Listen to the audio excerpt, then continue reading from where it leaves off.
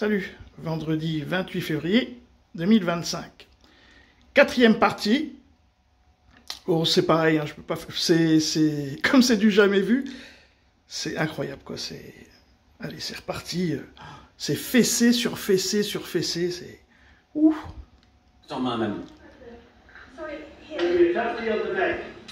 Because the attitudes have to change. Les attitudes doivent changer ici. What if Russia breaks peace talks? What do we do then?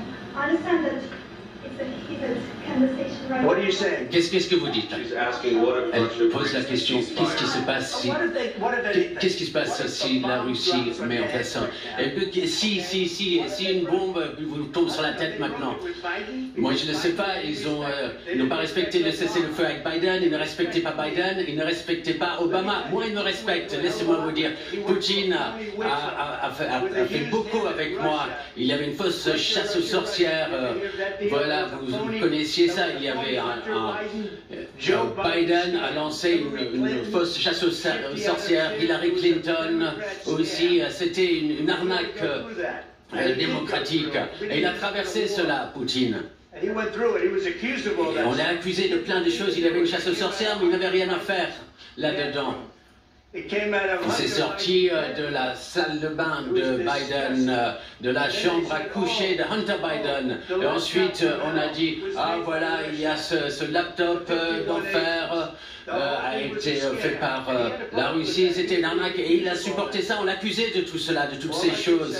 Moi, tout ce que je puis dire, c'est cela.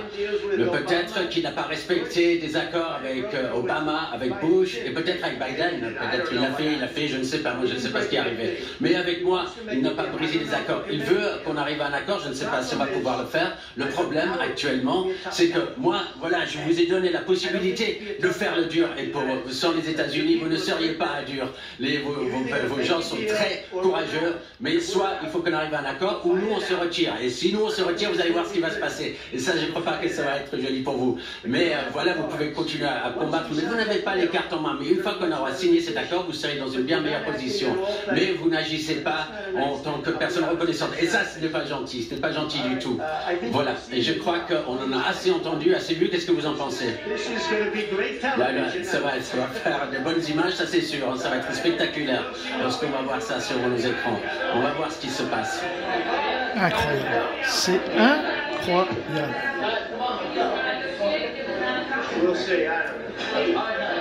On va voir ce qui se passe.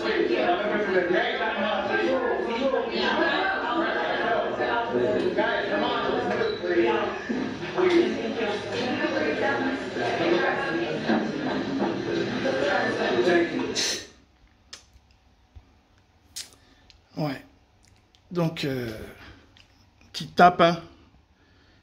Belle complicité. Bon, lui, il s'est fait humilier, mais dans la foulée, c'est toute l'Europe qui est humiliée, c'est tout le monde occidental ça fait 3 ans qu'il défendait l'Ukraine. Faut y aller, je sais pas quoi, on va découvrir le nombre de morts total, ça va être une bérésina. Et comme ça va pas être trop possible, hein, parce que l'Europe, là, on va voir, sinon ça veut dire que tout le monde baisse sa culotte, et, et ça veut dire que les populistes, ils vont prendre le pouvoir dans toute l'Europe. Hein. Parce que là, Trump, il dit quand même beaucoup de choses que tout le monde pense. Hein. C'est-à-dire qu'à un moment donné, il faut arrêter de faire la guerre, il faut arrêter de s'entretuer pour un bout de caillou. Hein. Ça se négocie, ça. Et donc, tout le monde pense ça depuis des années. Et là, ceux qui pensaient ça, qui étaient donc des complotistes, bah, ils avaient raison. Et Trump nous le démontre. Bon, bah, c'était bien spectaculaire, tout ça. Salut les amis. C'est un bon Shabbat.